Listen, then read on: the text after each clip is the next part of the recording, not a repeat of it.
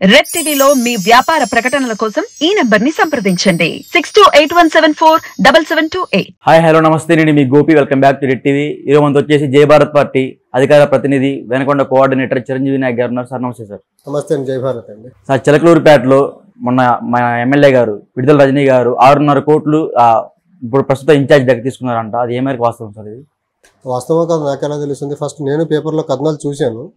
ఇలాంటి అంశాల మీద ఏదైతే ఉందో ఇవి ఎన్నికలకు సంబంధించిన అంశాలు కాబట్టి ఎలక్షన్ కమిషన్ వారు కానీ తర్వాత చీఫ్ ఎలక్టరల్ ఆఫీసర్ ఎవరైతే ఉన్నారో ఇలాంటి పేపర్లో వచ్చే కథనాలని అవి చిన్న చిన్న పేపర్లో సోషల్ మీడియాలో సర్క్యులేట్ అవుతున్నాయి కదా, పెద్ద పేపర్లో తర్వాత ఆయన బహిరంగంగానే స్టేట్మెంట్స్ ఇచ్చారు. ఇలాంటి వాటిని సుమోటోగా తీసుకొని వీళ్ళని ఎన్నికల్లో పోటీ చేసేదానికి అర్హత లేకుండా చేయాల్సిన అవసరం ఉందండి. ఎందుకంటే వీళ్ళు ఇంత డబ్బు సీటు కోసమే పెట్టేసేసి ఇంకా కొన్ని 50 కోట్లు 50 కోట్లు డబ్బు ఎన్నికల్లో వాడేసి ప్రలోభాలతో గెలవాలని చూస్తారు. కాబట్టి ఇలాంటి కథనాలు ఏ వచ్చినా ఆ అభ్యర్థి యొక్క క్యాండిడేచర్ని ఎలక్షన్ కమిషన్ వారు రద్దు చేసి ఎలక్షన్లో పోటీ చేసే అర్హత లేకుండా చేయాలి. అప్పుడు మాత్రమే ప్రజాస్వామ్యం బాగుపడుతుంది. లేకపోతే ఇది ప్రజాస్వామ్యం కాస్త ధనస్వామ్యం ఆల్రెడీ మారిపోయింది. ఇంకా దీని నుంచి బయటపడడం చాలా కష్టసాధ్యం అవుతుంది. అంటే ఇప్పుడు ఆమె గుంటూరులో పోటీ చేయమని పైన అధికారం పంపించింది, గుంటూరుకు పంపించింది. గుంటూరులో కుర్రోళ్ళకి 100 బుల్లెట్లు గిఫ్ట్ గా ఇచ్చిందంట. అది ఏమరికి వాస్తవం? అంటే ఒకటి ఆవిడ చిలకలూరుపేటలో కూడా అదే చేశారు కదా. చేశారా? చిలకలూరుపేటలో చేశారు ఆవిడ, అలా చేసే గెలిచారు ఆవిడ. అందరికీ బుల్లెట్లు కనిపించి బుల్లెట్లు మీద తిప్పేసి ఈ రకంగా సేమ్ అదే ఏదైతే ఆవిడ 2019లో చిలకలూరుపేట నుంచి గెలిచేదానికి ఏ ప్రయోగాన్ని అయితే ఎక్స్పెరిమెంట్ అయితే చేశారో సేమ్ ఎక్స్పెరిమెంట్ ఇప్పుడు ఆవిడ గుంటూరు వెస్ట్లో కూడా చేయబోతున్నారు. యూత్కి బుల్లెట్ తర్వాత రకరకాల ప్రలోభాలు, లేకపోతే తాగిన వాళ్ళకి తాగినంత మందంతా ఆవిడ ఇప్పించేది. వాళ్ళు ఏ ఫుడ్ పెట్టుకుంటే ఆ ఫుడ్ తెప్పిస్తుందంట వాళ్ళ కోసం. వాళ్ళు విడుదల రజనీ గారు కేవలం ప్రలోభాలతో ఎన్నికలు చేశారు 2019లో. సేమ్ టెక్నిక్స్ ఇప్పుడు కూడా ఫాలో అవుతున్నారు ఆవిడ. ఇప్పుడు ఇంకా కొంచెం అప్డేట్ అయ్యారు సార్. ఇంకా అప్డేట్ అయ్యి ఉంటారు, ఖచ్చితంగా అయ్యి ఉంటారు. ఇప్పుడు వైసీపీ పార్టీ అంటేనే చాలా మ్యానిపులేషన్లో కూడా అప్డేటెడ్గా ఉంటారు. అంటే ఇప్పుడు ఏంటంటే చిన్న గిఫ్ట్ ప్యాక్ లాగా దాంట్లో ఒక క్వార్టర్ సీసా, ఒక 4,000 రూపాయల డబ్బులు, మిక్చర్ ప్యాకెట్లు, టచింగ్ సంబంధించి అవన్నీ ఉన్నాయి. దీనికి ఏం చెప్తారు మరి మీరు? అంటే ఒకటి నేను చూశాను కానీ నేను మొన్న లాస్ట్ ఆదివారం సిద్ధం సభ మేదరమెట్లో జరుగుతున్నప్పుడు నేను అదే రూట్లో వెళ్తున్నాను. అప్పుడు చూసా ఆర్టీసీ బస్సు పక్కనే సిద్ధం కిట్లు, బిర్యానీ పొట్లాలు, తర్వాత లిక్కర్ బాటిల్స్ చేతిలో పట్టుకుని రెడీ, ప్రతి బస్ పక్కన రెడీగా ఉన్నారు, పంచుకుంటా తినుకుంటా. వాళ్ళు 9:30కే ఎర్లీ మార్నింగ్ స్టార్ట్ చేసేసారు. ఇది ఎన్నికలా లేకపోతే తాగుబోతులుగా మార్చే ప్రయత్నం చేస్తున్నారా, లేకపోతే వీళ్ళు ఇచ్చే బిర్యానీ వాటికి ప్రజల్ని ఇంకా అవి యాచించే స్థితిలో తీసుకెళ్లాలనుకుంటున్నారా ఏంటో నాకు అర్థం కాదు అసలు. అంటే ఇప్పుడు ఆమె అన్నమే పెట్టిన శ్రద్ధ రాజకీయాల్లో కానీ లేకపోతే పనుల మీద పెట్టలేదు అంటారు. దానికి మీరేమో ఇప్పుడు నిజంగా ఆవిడ పనులు చేసి ఉంటే చిలకలూరుపేటను నిజంగా అంత అభివృద్ధి చేసి ఉండుంటే ఆవిడకి ఒక ప్లేస్ నుంచి ఇంకో ప్లేస్కి ట్రాన్స్ఫర్ చేయాల్సిన అవసరం ఉత్పన్నం అయ్యేది కాదు. చిలకలూరుపేటలో ఆవిడ ఫెయిల్ అయిపోయారు కాబట్టి ఆవిడని ఇంకో ప్లేస్కి తరలించారు. ఇక్కడ నిజంగా అంత అభివృద్ధి కానీ చేసి ఉంటే ఖచ్చితంగా ఆవిడకి స్థానచలనం చేస్తే లోకల్ నుంచి రివోల్ట్ వచ్చేది. లోకల్ పీపుల్ లేదు, మా ఎమ్మెల్యే గారు చాలా బాగా పనిచేశారు, మినిస్టర్ అయిన తర్వాత ఇంకా బాగా పనిచేశారు, ఇవి ఎలా మారుస్తారని ఒక రకమైన ప్రతిఘటన వచ్చేది ప్రజల నుంచి. అది రాలేదంటే ఆవిడ అక్కడ అభివృద్ధి చేయలేదనే కదా. అభివృద్ధి చేసిన నాయకుల్ని, నాయకుల్ని లేకపోతే మంత్రిగా ఉన్న ఆవిడని ప్రజలైతే వదులుకోరు కదా. ఆవిడ అభివృద్ధి చేయలేదు కాబట్టి చిలకలూరుపేట నుంచి ఘోరంగా ఓడిపోతున్నారనే భావన ముందే ఆవిడకి తెలుసు. కాబట్టి ముందుగా సేఫ్గా ఇంకో సీట్ చూసుకొని ఏ ప్రలోభాలు అయితే చిలకలూరుపేటలో చేశారో అంతకు మించిన ప్రలోభాలు గుంటూరు వెస్ట్లో చేసేదానికి ఆవిడ రెడీ అవుతున్నారు. ఈ 6 కోట్లున్నరే కాకుండా విడిగా చాలా మంది దగ్గర చాలా కోట్లు అప్పుగా తీసుకున్నారంట. బట్ ఇప్పుడు ఇవ్వమంటే ఇవ్వట్లేదంట. దానికి మీరేం చెప్తారు? అంటే చాలామంది అధికార పార్టీ ఎమ్మెల్యేలు చేస్తున్న పని ఇదని నేను విన్నానండి. డబ్బు తీసుకుంటున్నారు, వెనక్కి అడిగే టైంలో బెదిరింపులు, అక్రమ కేసులు పెట్టిస్తాను, ఈ రకంగా ప్రజల దగ్గర నుంచి డబ్బులు వసూలు చేసుకొని రకరకాల మ్యానిపులేషన్స్, భయాందోళన గురి చేసి రిటర్న్ ఇవ్వట్లేదని నేను 2-3 ఎమ్మెల్యేల కేసుల్లో విన్నాను ఈ అంశాన్ని. ఈమె వైద్య శాఖ మంత్రిగా ఉన్నప్పుడు గుంటూరులో సరైన వైద్యం అందక 2 చనిపోయారు. దానికి మీరేం చెప్తారు?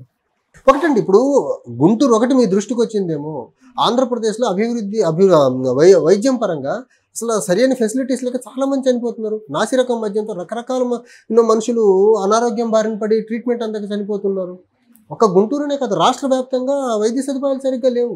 ఉన్న ఆరోగ్యశ్రీలో కూడా ట్రీట్మెంట్ చేయించుకోవాలంటే హాస్పిటల్స్ ఇన్ టైంలో బిల్లులు ఇవ్వట్లేదని ట్రీట్మెంట్ సరిగ్గా చేయట్లేదు కదా.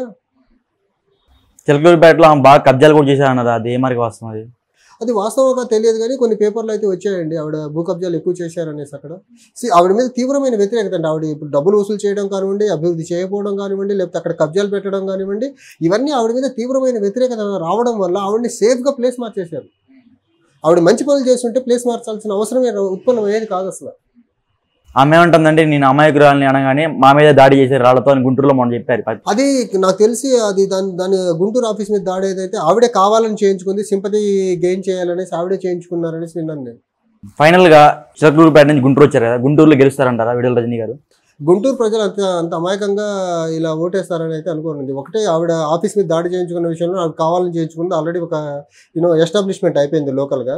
సో అంత అమాయకంగా చిలకలూరుపేటలో డెవలప్ చేయకుండా ఇక్కడికి వచ్చారు కాబట్టి మళ్ళీ ఇక్కడ సేమ్ అభివృద్ధి పరంగా అక్కడ ఎలా చేశారు ఇక్కడ కూడా అదే రీతిలో చేసి గుంటూరు వెస్ట్ని కూడా మళ్ళీ అభివృద్ధికి దూరంగా ఉంచుతారనే అభిప్రాయం అక్కడ ప్రజల్లో ఉంటుంది కాబట్టి ఖచ్చితంగా ఆవిడ అక్కడ నుంచి గెలిచే అవకాశం లేదండి.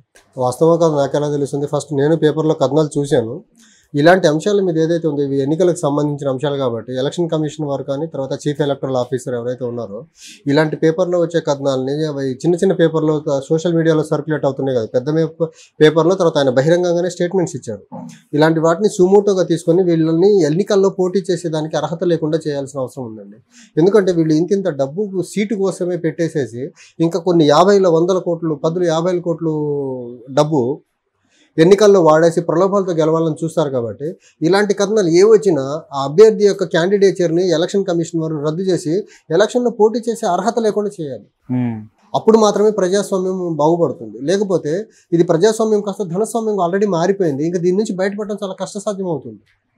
అంటే ఇప్పుడు ఆమె గుంటూరులో పోటీ చేయమని పైన అధికారం గుంటూరుకు పంపించింది.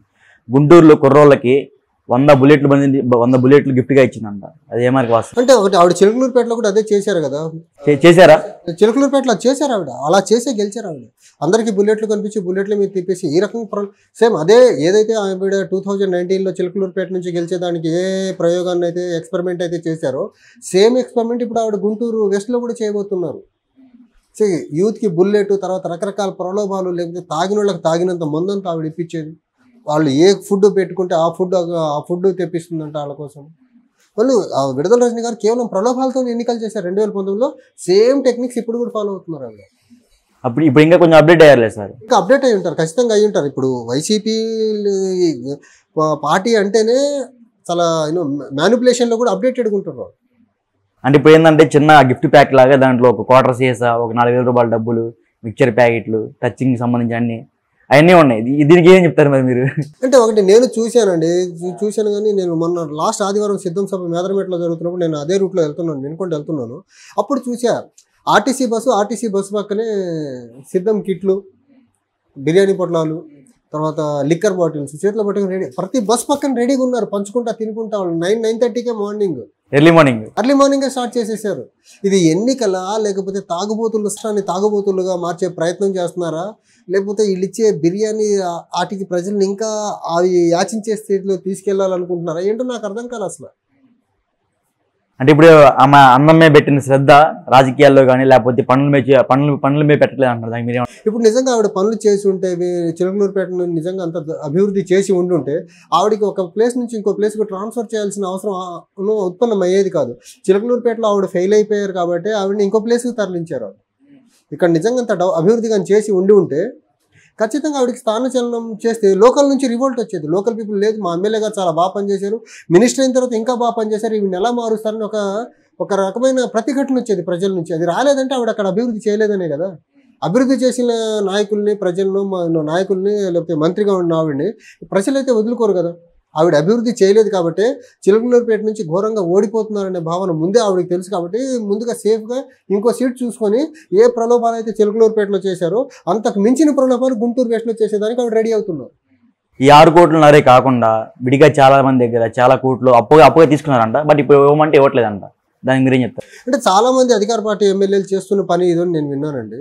డబ్బు తీసుకుంటున్నారు, వెనక్కి అడిగే టైంలో బెదిరింపులు, అక్రమ కేసులు పెట్టిస్తాను, ఈ రకంగా ప్రజల దగ్గర నుంచి డబ్బులు వసూలు చేసుకొని రకరకాల మ్యానిపులేషన్స్, భయాందోళన గురి చేసి రిటర్న్ ఇవ్వట్లేదని నేను 2-3 ఎమ్మెల్యేల కేసుల్లో విన్నాను ఈ అంశాన్ని. ఈమె వైద్య శాఖ మంత్రిగా ఉన్నప్పుడు గుంటూరులో సరైన వైద్యం అందక 2 చనిపోయారు. దానికి మీరేం చెప్తారు? ఒకటండి, ఇప్పుడు గుంటూరు ఒకటి మీ దృష్టికి వచ్చిందేమో, ఆంధ్రప్రదేశ్లో వైద్యం పరంగా అసలు సరైన ఫెసిలిటీస్ లేక చాలా మంది చనిపోతున్నారు. నాసిరకం మద్యంతో రకరకాల మనుషులు అనారోగ్యం బారిన పడి ట్రీట్మెంట్ అందక చనిపోతున్నారు. ఒక గుంటూరునే కాదు, రాష్ట్ర వ్యాప్తంగా వైద్య సదుపాయాలు సరిగ్గా లేవు. ఉన్న ఆరోగ్యశ్రీలో కూడా ట్రీట్మెంట్ చేయించుకోవాలంటే హాస్పిటల్స్ ఇన్ టైంలో బిల్లులు ఇవ్వట్లేదని ట్రీట్మెంట్ సరిగ్గా చేయట్లేదు కదా. చిలకలూరిపేటలో బాగా కబ్జాలు కూడా చేశారన్నది, అది ఏ మరి వాస్తవం? అది వాస్తవంగా తెలియదు కానీ కొన్ని పేపర్లు అయితే వచ్చాయండి, ఆవిడ భూ కబ్జాలు ఎక్కువ చేశారనేసి. అక్కడ ఆవిడ మీద తీవ్రమైన వ్యతిరేకత అండి. ఆవిడ ఇప్పుడు డబ్బులు వసూలు చేయడం కానివ్వండి, అభివృద్ధి చేయకపోవడం కానివ్వండి, లేకపోతే అక్కడ కబ్జాలు పెట్టడం కానివ్వండి, ఇవన్నీ ఆవిడ మీద తీవ్రమైన వ్యతిరేకత రావడం వల్ల ఆవిడని సేఫ్గా ప్లేస్ మార్చేశారు. ఆవిడ మంచి పనులు చేస్తుంటే ప్లేస్ మార్చాల్సిన అవసరమే ఉత్పన్నం అయ్యేది కాదు అసలు. ఆమె ఏమంటుందంటే, నేను అమాయకురాలని అనగానే మా మీద దాడి చేసే రాళ్లతో అని గుంటూరులో మనం చెప్పారు. అది నాకు తెలిసి అది దాని గుంటూరు ఆఫీస్ మీద దాడి ఏదైతే ఆవిడే కావాలని చేయించుకుంది, సింపతి గెయిన్ చేయాలనేసి ఆవిడే చేయించుకున్నారనేసి విన్నాను నేను. ఫైనల్ గా చిలకలూరిపేట నుంచి గుంటూరు వచ్చారు కదా, గుంటూరులో గెలుస్తారంటారా విడుదల రజనీ గారు? గుంటూరు ప్రజలు అంత అమాయకంగా ఇలా ఓటేస్తారని అయితే అనుకోండి. ఒకటే, ఆవిడ ఆఫీస్ మీద దాడి చేయించుకున్న విషయంలో ఆవిడ కావాలని చేయించుకుంది. ఆల్రెడీ ఒక ఎస్టాబ్లిష్మెంట్ అయిపోయింది లోకల్గా. సో అంత అమాయకంగా చిలకలూరుపేటలో డెవలప్ చేయకుండా ఇక్కడికి వచ్చారు కాబట్టి మళ్ళీ ఇక్కడ సేమ్ అభివృద్ధి పరంగా అక్కడ ఎలా చేశారు ఇక్కడ కూడా అదే రీతిలో చేసి గుంటూరు వెస్ట్ని కూడా మళ్ళీ అభివృద్ధికి దూరంగా ఉంచుతారనే అభిప్రాయం అక్కడ ప్రజల్లో ఉంటుంది కాబట్టి ఖచ్చితంగా ఆవిడ అక్కడ నుంచి గెలిచే అవకాశం లేదండి. Okay sir, thank you sir. Thank you అండి.